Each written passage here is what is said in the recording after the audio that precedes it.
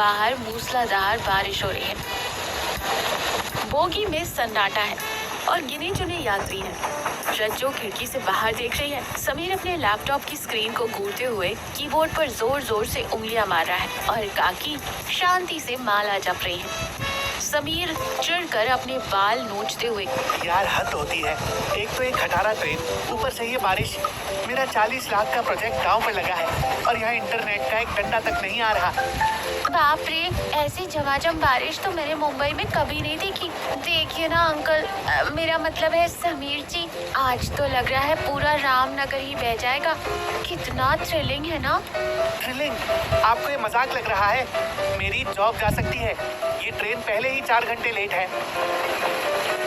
अरे बेटा, थोड़ा शांत हो जा। ये तेरे लैपटॉप यहाँ काम नहीं आएंगे। ऊपर वाले का नेटवर्क जब चालू होता है ना, तो इंसान के बनाए सारे टावर पानी भरते हैं। चुपचाप बैठ जा। अचानक ट्रेन एक भयानक झटके के साथ रुक जाती है। सामान नीचे गिरता है। खिड़की से बाहर देखने पर पता चलता है कि ट्रेन नदी पर बने एक पुराने पुल के ठीक बीचों बीच रुक गई है। पानी का स्तर बहुत तेजी से बढ़ रहा है। क्या हुआ? ट्रेन यहाँ पुल के बीच में क्यों रुक गई? नीचे देखिए, नदी का पानी पटरियों को छूने वाला है। लगता है हमारे इंजन को प्यास लगी थी, सीधा नदी में ही मुंह डाल दिया। अब चुप कर जा छोरी, ये कोई सिनेमा नहीं चल रहा है। आफत सिर पर आ गई है। बचपन से देख रही हूँ इस नदी को। जब उफान पर आती है तो सब नील जाती है। तभी एक अनाउंसमेंट सुनाई देती है, यात्री कृपया ध्यान दें, आगे ट्रेन पूरी तरह पानी में डूब गया है। इंजन फेल हो गया है। रेस्क्यू टीम को सूचना दी गई है। कृपया अपनी जगह पर रहें और पैनिक ना करें। Rescue team? मतलब हम यहीं फंस गए। मेरे क्लाइंट्स मुझे जिंदा नहीं छोड़ेंगे। क्लाइंट्स का तो पता नहीं, पर मेरे पेट में जो चूहे दौड़ रहे हैं वो पक्का मुझे मार डालेंगे। सुबह से कुछ नहीं खाया। रात का समय, चारों तरफ गुप्त अंधेरा है। ट्रेन की लाइटें जा चुकी हैं। सिर्फ बाहर से बारिश की डरावनी आवाज और नदी के पानी के पुल से टकराने की तेज आवाज आ रही है। सब लोग अपनी अपनी सीटों पर सिकुड़ कर बैठे। सर्दी और डर का माहौल है। काकी, मुझे बहुत डर लग रहा है। बाहर पानी की आवाज कितनी भयानक आ रही है ना। डर मत मेरी प्यारी बच्ची, मैंने अपनी जिंदगी में बहुत सी बरसातें देखी हैं। रात जितनी भी काली हो, सुबह जरूर होती है। कैसी सुबह काकी? पानी बढ़ता जा रहा है। मेरे पास मेरे बैग में लाखों का सामान है, महंगे गैजेट्स हैं, क्रेडिट कार्ड्स हैं, पर इस वक्त मैं एक बिस्कुट का पैकेट भी नहीं खरीद सकता। आज समझ आ रहा है कि ये सब कागज के टुकड़े हैं। सही कह रहे हो समीर, मुझे तो इस वक्त बस बुक्कड़ वाले वो पाव और कटिंग चाय की याद आ रही है। अगर भगवान ने बचा लिया ना, तो सबसे पहले 10 वड़ा पाव खाऊंगी। तुम शहर वालों की यही दिक्कत है, मुसीबत में भी चटपटा खाने की सोचती है। भगवान का नाम लो और सो जाओ, शरीर में थोड़ी ताकत बची रहेगी। कल क्या होगा किसी को नहीं पता। तीनों एक दूसरे के पास सट कर बैठ जाते हैं ताकि थोड़ी गर्मी मिल सके। समीर पहली बार अपने लैपटॉप की जगह इंसानी सहारे को महसूस करता है। ट्रेन अभी भी वही है। पानी का स्तर काफी बढ़ गया है और अब ट्रेन के पहियों के ऊपर तक पानी आ गया है। भूख और प्यास से सबके चेहरे मुरझाए हुए हैं और होठ सूख चुके हैं। 24 घंटे से ऊपर हो गया, कोई मदद नहीं आई। मेरा फोन भी डेड हो गया है। लगता है मेरा स्टार्टअप का सपना और मेरी जिंदगी दोनों यहीं इस पुराने पुल पर खत्म हो जाएंगे। मेरे पेट के चूहे तो कल रात ही मर गए समीर। अब तो उनके भूत मुझे डरा रहे हैं। मुझे तो चक्कर ही आ रहा है। तभी बारिश की धुंध के बीच से दूर से एक छोटी सी नाव आती दिखाई देती है। नाव में एक आदमी खड़ा है। उसके सिर पर एक बहुत बड़ी प्लास्टिक से ढकी हुई टोकरी है। वो अपनी नाव लेकर पुल के पिलर की तरफ आ जाता है। अरे उधर देखो, मदद आ गई, कोई आ रहा है नाव लेकर।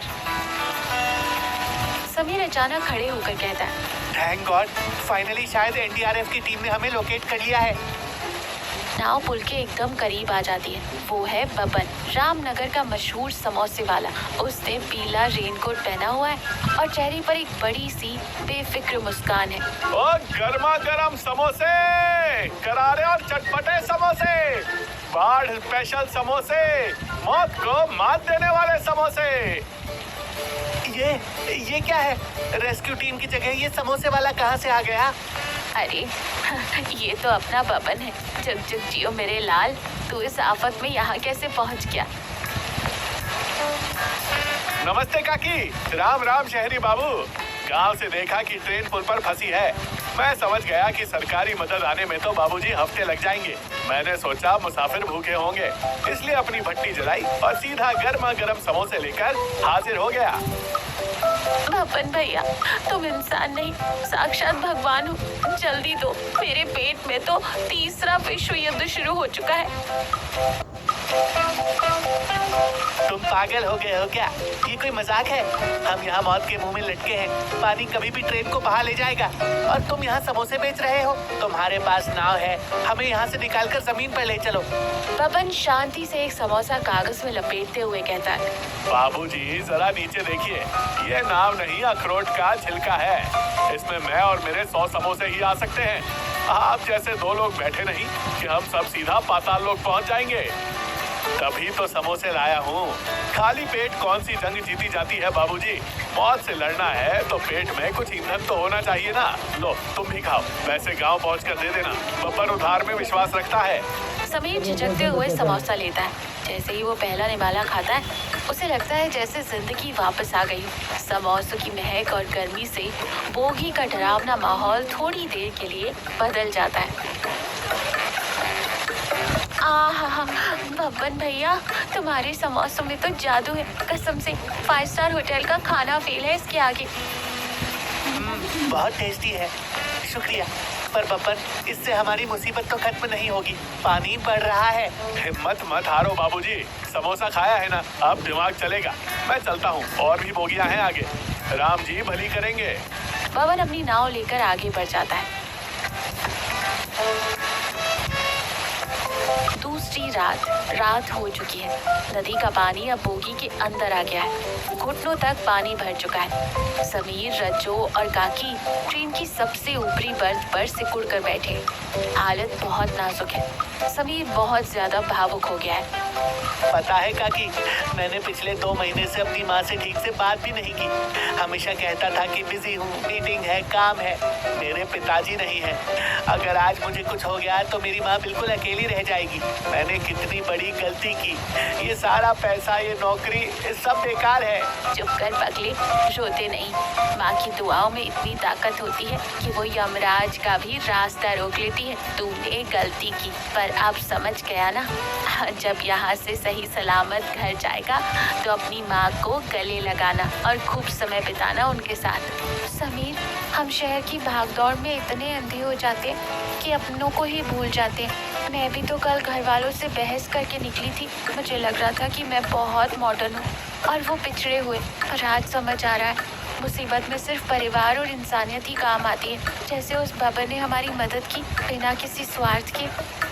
हाँ रज्जो, कल से मैं सिर्फ अपनी जान बचाने की सोच रहा था, पर आज जब बब्बन ने मुझे अपने हाथ से वो समोसा दिया, मुझे लगा जैसे इंसानियत अभी जिंदा है। अगर मैं बचा तो एक बेहतर इंसान बनूंगा। रात गहरी हो जाती है। पानी की आवाज के बीच अब एक अजीब सी शांति है। तीनों ने एक दूसरे में एक नया परिवार ढूंढ लिया है।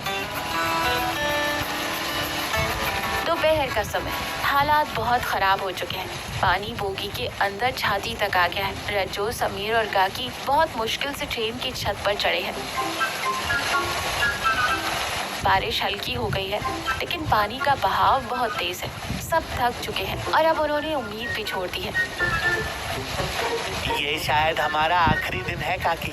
मुझे नहीं लगता कि अब हमें कोई बचाने आएगा। मेरे राम जी पर भरोसा रख बेटा, वो कभी अपने बच्चों को बीच मझधार में नहीं छोड़ता। कोई ना कोई रास्ता जरूर निकलेगा। तभी नदी के घुमाव की तरफ से एक मोटर की आवाज सुनाई देती है। समीर और रज्जो उठकर देखते हैं, दूर से 2 बड़ी बड़ी मोटर बोट्स आती हुई दिखाई देती हैं। पहली नाव में बबन खड़ा है और उसके साथ गांव के कुछ लोग रस्सियां और लाइफ जैकेट्स लिए खड़े हैं। समीर काकी, देखो, हमारा बबन भाई वापस आ गया और इस बार पूरी फौज लेकर आया है। नाव ट्रेन के पास पहुंचती है। गांव वाले रस्सियां फेंकते हैं और बहुत सावधानी से एक एक करके सबको नाव में उतारना शुरू करते हैं। समीर सबसे पहले काकी को सहारा देकर नाव में बिठाता है, फिर रज्जू को और फिर अंत में खुद बैठता है। बबन मुस्कुराते हुए समीर का हाथ पकड़कर उसे नाव में खींचता है। कहिए बाबूजी, मैंने कहा था ना कि समोसा खाने से दिमाग चलता है और हिम्मत आती है। समीर बबन को देखकर कसकर गले लगाता है। बब्बन मेरे भाई, तुमने सच में हमें बचा लिया। तुम मेरे लिए किसी फरिश्ते से कम नहीं हो। मुझे माफ कर दो। कल मैंने तुम्हारी नियत पर शक किया और तुम पर गुस्सा किया।